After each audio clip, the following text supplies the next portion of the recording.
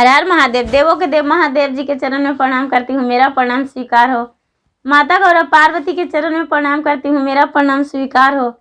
गणपति ललनमा के चरण में प्रणाम करती हूँ, मेरा प्रणाम स्वीकार हो। सब गुरु भाई बहनों के चरण में प्रणाम करती हूँ, मेरा प्रणाम स्वीकार हो। माता पिताजी के चरण में प्रणाम करती हूँ, मेरा प्रणाम स्वीकार हो। सब देवी देवताओं के चरण में प्रणाम करती हूँ, मेरा प्रणाम स्वीकार हो। गुरु भाई बहन, मैं एक कथा सुनाने जा रही हूँ। इस कथा को पूरा सुनिए और रहस्य जानिए। आधी नहीं, आधी सुनने में शिव गुरु का अपमान होती है और पूरा सुनने में ज्ञान होती है। इसलिए कथा को पूरा सुनिए और रहस्य जानिए। हर हर महादेव, घर घर महादेव। गुरु भाई बहन, एक राजा थे। तो राजा साहब का एक ही पुत्र थे। एक पुत्र थे तो वो राजा साहब अपने पुत्र को बड़े लाड प्यार से पोसे पाले, पढ़ाए लिखाए। और वो जो राजा साहब का पुत्र था वो बहुत अच्छा था और बहुत संस्कारी था। अपने प्रजा को बहुत अच्छे से ख्याल करता था और अपने प्रजा के साथ बहुत अच्छा से रहन सहन करता था। वो जो उसके पिता थे वो उनका समय ढल गया, वो बूढ़े हो गए तो अपने बेटे पे अपना राजपाट सौंप दिए। जब बेटे पे सौंप दिए तो उनका उत्तराधिकारी बेटा बन गया। राज सिंहासन जो था वो राज अभिषेक बेटा का हो गया। ये बेटा राज सिंहासन ले लिए, राजगद्दी पर बैठ गए। राजगद्दी पर बैठ गए और बैठकर अपना राज चलाने लगे। जब राज चलाने लगे तो एक दिन का बात है कि भगवान जी आए उनके पास और उनके पास आकर और बोले कि आप गाय दान करेंगे? आपके पास तो बहुत सारे गाय हैं, क्या आप गाय दान करेंगे? ये कहते हैं राजा साहब, हाँ महाराज, मेरे पास तो इतना गाय है कि आपको हम दान कर सकते हैं, क्यों नहीं दान करेंगे? मेरे पास बहुत सारा गाय है, आपको हम गाय दान कर देंगे। ये जो राजा साहब थे, राजा, वो बहुत बड़े पुजारी थे, बहुत भक्ति करते थे। उनकी जो पत्नी आई थी शादी होकर, वो भी बहुत बड़ी भक्त थी भगवान के और भगवान के पूजा करती थी। और अपने जब वो गाय मांगने आए भगवान जी तो एक अपने पत्नी को बुला लिए और पत्नी के बोले कि आप आइए और देखिए यहाँ पर एक ब्राह्मण आए हैं और ब्राह्मण जो है वो मुझसे गाय दान मांग रहे हैं। इनकी पत्नी बोली, महाराज, एक गाय क्या, 101 गाय आपको हम दान में देंगे। ये बोले, सबसे पहले राजा साहब, आपके पास तो गाय है ही नहीं, आप दान कैसे करेंगे?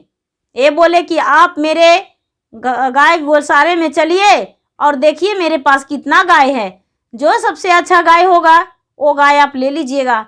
बोले नहीं, ये तो पूरा गाय जो है राजकोट का है, पूरा राज का गाय है, इससे तो प्रजा का रखवाली आप कर सकते हैं, लेकिन इस गाय में से दान मुझे कैसे कर सकते हैं? नहीं, ये दान जो प्रजा के लिए है वो हम नहीं दान में ले सकते हैं।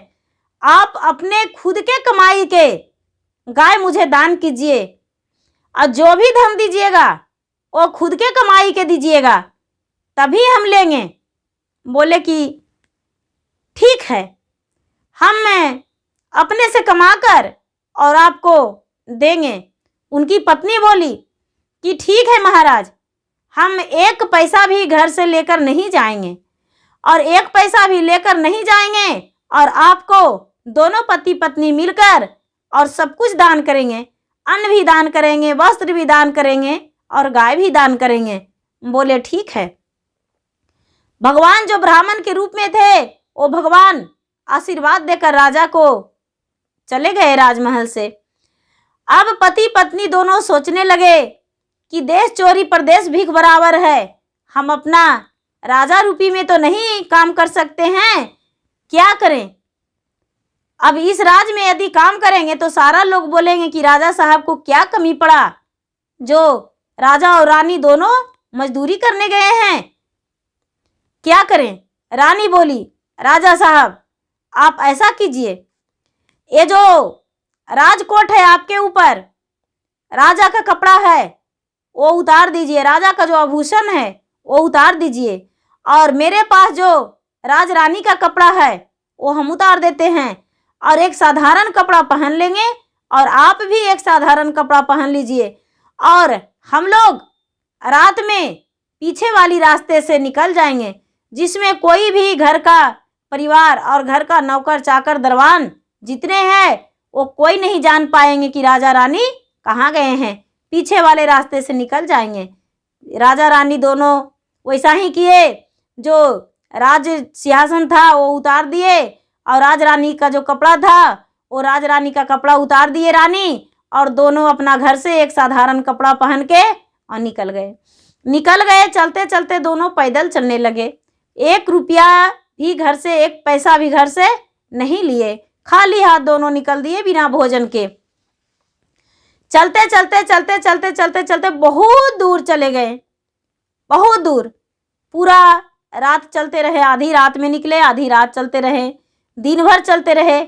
अपना राज पार कर गए सीमा। जब अपना राज पार कर गए तो दूसरा राज में गए, तो किसी के घर दरवाजे खोजने लगे कि मुझे काम दीजिएगा, लेकिन इनका कोई भी काम नहीं दिया। कोई भी बोला कि नहीं, हम लोग तो अपने कमाते खाते हैं, आपको काम हम कहाँ से देंगे। राजा साहब उदास हो गए, उदास होकर भूखे प्यासे चल रहे थे। रास्ता में शाम होने वाला था कि एक बढ़ई का घर था, और वो लकड़ी छीन रहा था। एक झोपड़ी था, वो बहुत सारे उसके पास लकड़ी था, और वो बेचारा बना रहा था लकड़ी के चौकी, लकड़ी के भगवान के सिंहासन, लकड़ी के केवाड़ी, खिड़की, सब कुछ बना रहा था। ये राजा गए, उसके पास बैठ गए और बोले कि भैया आप मुझे पानी देंगे। वो जो बड़ी भाई थे वो बोले कि अरे आप लोग कहाँ से हैं, बहुत लग रहा है मुंह सूखा हुआ है, पानी पिला देंगे, पानी पी लीजिए। पानी पी लिए दोनों। जब पानी पी लिए तो रानी तो सुकुमार थी, इसको खाली पेट में पानी पीने से पूरा चक्कर आने लगा। वो कहने लगी राजा से कि क्या कहूँ, मेरा तो तबीयत बिगड़ रहा है। ये बोले ऊपर वाला का ध्यान रखो, तेरा तबीयत नहीं बिगड़ेगा, हिम्मत बनाओ। रानी जो थी वो भगवान का ध्यान लगाई कि हे भगवान, हे महादेव जी, हमने तो एक ब्राह्मण के दान देने के लिए घर से निकले हैं, मेरा शरीर का कष्ट दूर कर दीजिए और मुझे रक्षा कर दीजिए। भगवान को ध्यान लगाई, इसका बिल्कुल तबीयत सही हो गया। वो जो बढ़ी थे वो बोले कि आप लोग कहाँ जा रहे हैं। बोले हम लोग क्या कहें, एक बहुत गरीब हैं और हम काम ढूंढने जा रहे हैं। यदि मुझे काम मिल जाता तो 2 पैसे का रोजी रोटी कर लेते, और रोजी रोटी करके और अपना गुजारा करते। वो जो बढ़ी थे वो बोले अरे भैया मेरे घर तो इतना काम है, मेरे ही घर दोनों मिलके काम कर लीजिए, और हम आपको जो भी मजदूरी होगा वो दे देंगे। हम 1 पैसा भी कम नहीं देंगे, जितना होगा उतना मजदूरी दे देंगे। आप यदि दिन में काम करिएगा तो दिन के काम पूरा के देंगे, और थोड़ी आप 2 घंटा मेहनत रात में भी कर लीजिएगा तो आपको दुगना पैसा देंगे। ये जो राजा थे वो बोले कि अरे एक तो काम मुझे मिल नहीं रहा था, और इसी बड़ी भाई के सामने यदि काम कर लेंगे तो कितना अच्छा लगेगा। बड़ी भाई के पास ये क्या करे कि लकड़ी चीरने के लिए लग गए, लकड़ी काटने लगे, लकड़ी चीरने लगे, और जैसे जैसे वो बड़ी भाई बताते गए वैसे वैसे राजा काम करते गए। राजा काम में सफल हो गए, और इन्हें बड़ी भाई को लगा कि ये राजा साहब तो कितने दिन से रहे, उन्हें तो पता नहीं था कि ये राजा हैं। कहने लगे कि अरे आप तो लगता है कि जैसे लकड़ी का काम किए हैं वैसे कर रहे हैं, आप तो बहुत सुंदर सुंदर लकड़ियाँ चीर लेते हैं। आप चौकी का जो बनाए हैं भगवान के लिए, सिंहासन के लिए, वो तो बहुत सुंदर हुआ है। इतना सुंदर तो मुझसे भी नहीं हुआ था कभी, जितना सुंदर आप बनाए हैं। ये जो राजा थे वो बेचारा एक आम आदमी बन के बोले कि हाँ हमने पहले भी ऐसा बहुत बार काम किए थे, इसलिए सोचे कि लकड़ी का काम मुझसे हो जाएगा। लेकिन जब 2-3 दिन काम किए तो उनका हाथ से छाला पड़ के हाथ से ब्लड गिरने लगा। ये जो बढ़ी थे वो देखे तो बोले कि भैया आपका हाथों से तो ये ब्लड आ रहा है, आप कैसे काम करेंगे? बोले सब ऊपर वाला भला कर देंगे, मुझे तो काम करना है अपने बच्चे के परवरिश के लिए, मुझे काम दे दीजिए। इनके पास पूरे 9 दिन काम किए, पूरे 9 दिन काम किए और बोले कि आपके पास हम बहुत दिन रह गए। ये जो बढ़ी थे वो बोले कि भैया आप मेरे पास 9 दिन काम किए हैं पति पत्नी, ऐसा कीजिए कि 9 दिन का पूरा मजदूरी हम दे देते हैं, दिन रात आप काम किए हैं, पूरा मजदूरी आपको हम दे देते हैं और जाइए घर, और घर जाकर उसके बाद मेरे पास आइएगा, जाइए अपना बच्चे को देख लाइए। दोनों पति पत्नी पैसे ले लिए और इनसे बड़ी भाई से और पैसे लेकर और घर आए। घर आकर बाजार जाकर एक सुंदर सा गाय लेकर आए और गाय और ब्राह्मण के लिए वस्त्र लिए, थोड़ी सी अनाज भी खरीदे उनके दान देने के लिए और खरीद कर घर में रखे। जो ब्राह्मण थे वो सुबह सुबह इनके घर आ गए। ये पति पत्नी दोनों मिलकर उनके चरण को छुए और बोले, ब्राह्मण देवता आपके लिए हम एक सुंदर सा गाय लेकर आए हैं, अपने कमाई से अपने मेहनत से आप गाय दान में ले लीजिए। महादेव जी तो राज रचयिता हैं, इनके तो अनेकों रूप है और खुद संसार को रखवाली करते हैं, वो तो उन्हें तो पता था।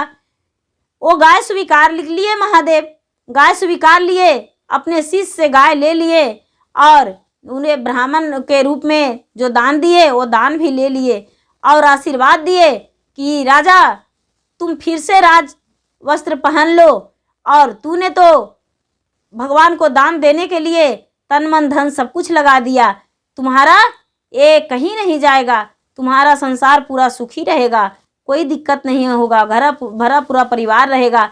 ऐसा धन्यवाद देकर भगवान उस दरवाजे से चल दिए। अब राजा सोचते हैं 1-2 दिन के बाद कि हमें वो जो बेचारा बढ़ी भाई था, वो सुखिया भाई बढ़ी, वो तो मुझे बहुत समय में काम दिया है, चलो थोड़ी सी राजमहल से धन संपत्ति ले लेते हैं, सोने चांदी कुछ रुपये और कुछ वस्त्र, और उसे देकर आ जाएंगे, क्योंकि उन्होंने तो मुझे बहुत मदद किया है। जब ये भगवान जो राजा थे वो देने गए उसके पास, तो वहाँ पर तो वो बढ़ी था ही नहीं उस नाम का, सुखिया नाम का। ये जो राजा थे वो पूछने लगे अगल बगल के लोग से कि भाई यहाँ पर बढ़ी थे ये घर, तो वो कहाँ गए? वो कहने लगे अगल बगल के लोग कि यहाँ पर तो कोई बढ़ी रहा ही नहीं था, कैसे आप बात कर रहे हैं? बोले कि हाँ, हम उनके पास पूरे 9 दिन काम किए थे और 10वां दिन घर वापस लौटे थे। नहीं, यहाँ पर एक बढ़ी रहते थे। बोले नहीं, यहाँ कोई बढ़ी नहीं रहता था, ये आप झूठ बोलते हैं। ये दोनों पति पत्नी सोचने लगे कि आखिर वो कहाँ चले गए कि जो कोई नाम नहीं जानता है। दोनों उदास होकर घर आ गए उदास होकर, और दोनों रात्रि में भोजन नहीं किए। शाम को जब घर आए, 1-2 दिन उनको जब घोड़े से गए, डोली से गए राजा रानी, तो उस दिन लौट गए और रात्रि में भोजन नहीं किए। जब भोजन नहीं किए तो दोनों बिना भोजन के सो गए, चिंता में कि वो बढ़ी आखिर कहाँ गया होगा। तो भगवान महादेव और माता पार्वती गणपति आए उनके सपने में और कहने लगे कि धन्य हो राजन, तूने तो सिर्फ खाली भक्ति ही नहीं करता है, भक्त को रक्षा भी करता है। खाली तू शिष्य नहीं है, तू दूसरे को शिष्य बनाकर भी रखता है। जैसे भगवान रक्षा करते हैं अपने भक्त को, उसी तरह तू राजा है तो राजा भी अपने प्रजा को बहुत रक्षा करता है।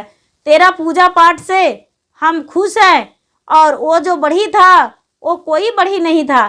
तेरा पूजा पाठ से हम बहुत प्रसन्न थे और तू व्याकुल था काम के लिए, इसलिए हम वहाँ पे एक बढ़ी बन के और तुम्हें काम दिए थे। और वहाँ पर कोई बढ़ी नहीं था और कोई भगवान का चौकी, कोई वहाँ पर चौकी और कोई सिंहासन नहीं बनता था। स्वयं हम भगवान वहाँ पे एक बढ़ी के रूप में आकर और तुम्हें काम दिए थे और तुमसे काम करवाए और तुम्हें हम पैसे दिए, और जिससे तू भगवान को दान किया गाय और वस्त्र और अन्न, वही भगवान हम महादेव हैं। राजन, तुम चिंता मत करो, हम ही सुबह तुम्हारे लिए भगवान थे और भगवान हैं। जो राजा थे वो राजा जब आंखें खोले और रानी तो देख रहे हैं कि सचमुच में महादेव खड़ी हैं, इनके स्वप्न में नहीं, सचमुच में महादेव खड़ी हैं। भगवान उठ के अपने पलंग से नीचे, वो जो राजा थे वो पलंग से उठकर नीचे आए और नीचे आकर उतर के और भगवान को चरण छुए। भगवान जी ने महादेव, माता पार्वती, गणपति तीनों इनके राजा के सर पे हाथ धर के और आशीर्वाद दिए, आशीर्वाद देकर धन्यवाद किए और बोले, जाओ राजा, तुम्हें खुशी जीवन बीतेगा, कोई दुख नहीं होगा। तुम्हारे जैसा जो संसार में शिष्य रहेगा, भक्त रहेगा, तो कभी बुराई नहीं होने देगा। जाओ, तू खुश रहना। ऐसा धन्यवाद देकर और भगवान वहाँ से अंतर्ध्यान हो गए और राजा उस दिन से और भक्ति करने लगे और पूजा पाठ करने लगे और प्रजा में और धन संपत्ति बांटने लगे कि नहीं, मेरा जो प्रजा है तो प्रजा खुश रहेगा तो हम पूरा जिंदगी भर खुश रहेंगे, मेरा प्रजा दुखी रहेगा तो हम कभी भी खुश नहीं रह सकते हैं। और धन संपत्ति को बांटने लगे और प्रजा को अच्छे से देखभाल करने लगे और सारी प्रजा को कहने लगे कि देखो, तुम लोग जो है वो जितना भगवान के भक्ति करोगे उतना ही खुशी जीवन बीतेगा और सुखी जीवन बीतेगा। तुम्हारा घर परिवार सुख शांति रहेगा और कि कोई तरह के दिक्कत नहीं होगा, हर खुशियां घर में भरा रहेगा। और सब जितना प्रजा थे राजा को हर बात मानते थे।